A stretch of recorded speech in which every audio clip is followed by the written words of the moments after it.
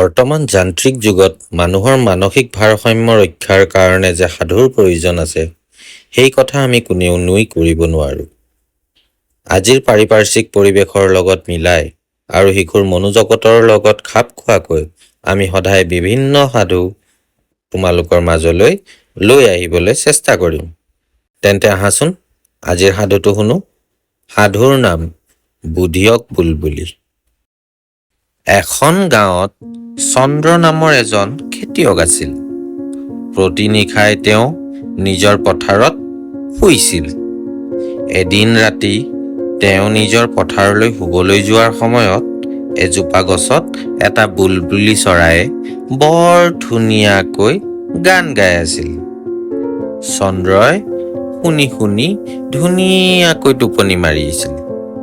কিন্তু পিছদিনা ৰাতিপুৱাই সাৰ পাই জালেৰে চন্দ্ৰই চৰাইটোক ধৰিলে আৰু পিঞ্জৰা এটাত ভৰাই দিলে। বুলবুলি চৰাইজনীয়ে তেওঁক পিঞ্জৰাটো খুলি দিবৰ বাবে খুব কাকুতি মিনতি কৰিলে। তেতিয়া খেতিয়কজনে ক'লে, মই তোমাক এৰি নিদিওঁ। মোৰ টোপনি নোহোৱালৈকে তুমি প্ৰতিটো নিশাই ধুনীয়াকৈ গান গাব লাগিব। তেতিয়া চৰাইটোৱে ক'লে, হে মহাশয়, আপুনি মোক বান্ধি ৰাখিলে মই বেমাৰত পৰি যাম নহয়। খঙাল খেতিয়কজনে উত্তৰ দিলে, মই তোমাক মাৰি পেলাম আৰু তোমাৰ মৃত্যুৰ আগতেই খাই পেলাম।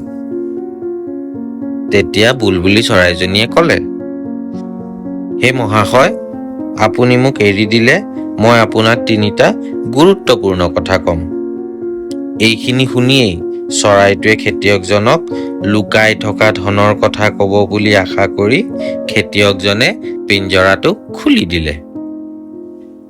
পিঞ্জৰাটোৰ পৰা এৰ খাই চৰাইটোৱে গছ এজোপাৰ ওপৰত বহি ল'লে আৰু ক'লে, শুনক মহাশয়, 3টা কথা হ'ল, পণবন্দীসকলৰ কথা কেতিয়াও বিশ্বাস নকৰিব, যি আছে তাক ৰক্ষা কৰিব আৰু হেৰুৱা বস্তুবোৰৰ বাবে কেতিয়াও নাকান্দিব।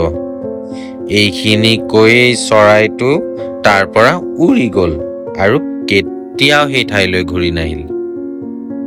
আৰু খেতিয়কজনে দুখ মনে চৰাইজনী উৰি যোৱা চাই থাকিল।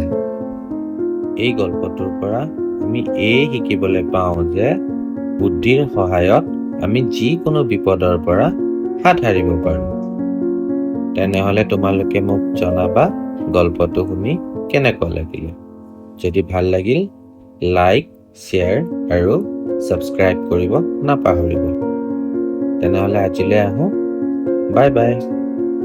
अच्छा चलता हूँ, दुआओं में याद रखना मेरे जिक्र का।